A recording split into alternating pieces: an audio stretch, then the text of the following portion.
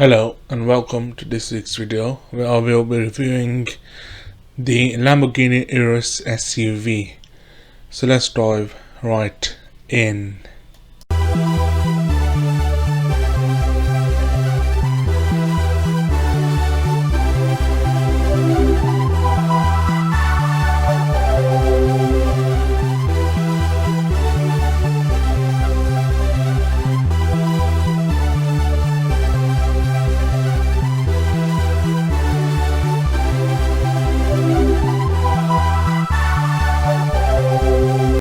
I'm going to start this review with the design of the Urus, especially the front end.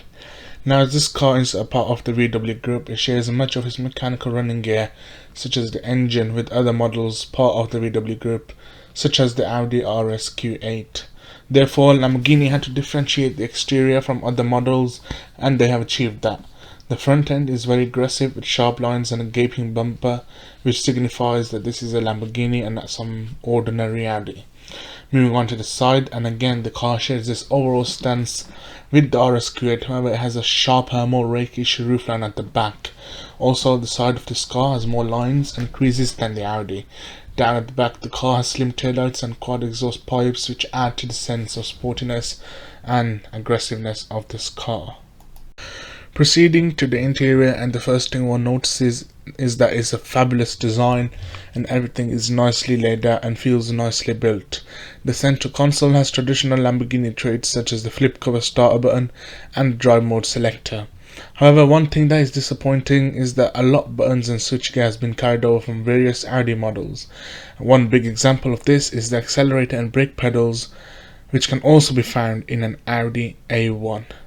I mean, really, of a car in this price and this status, the pedals are sourced from an Audi A1. Really disappointing. Anyway, the back seats of the Urus are surprisingly practical with a lot of legroom. One thing that should be kept in mind is the headroom might be a bit of an issue for taller drivers because of the sloping rear roofline. Another important thing is that this car can be had with 2 seats in the back instead of 5, depending on your preference. Moving on to the boot area of the car, and you find that it's sensibly laid out with a nice square shape.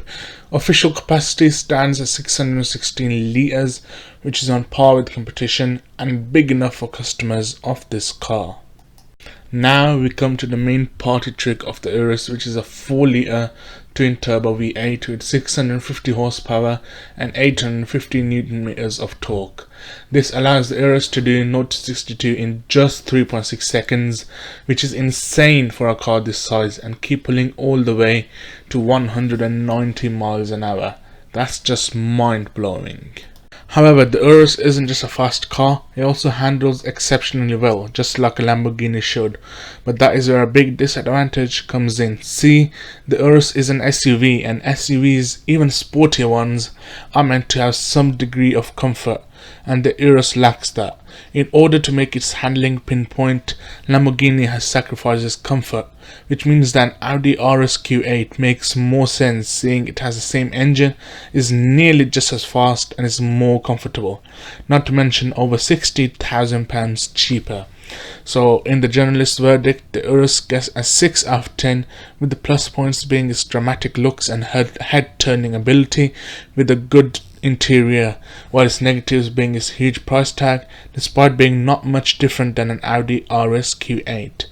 Thank you for watching. Don't forget to like, subscribe and share. See you next week. Goodbye.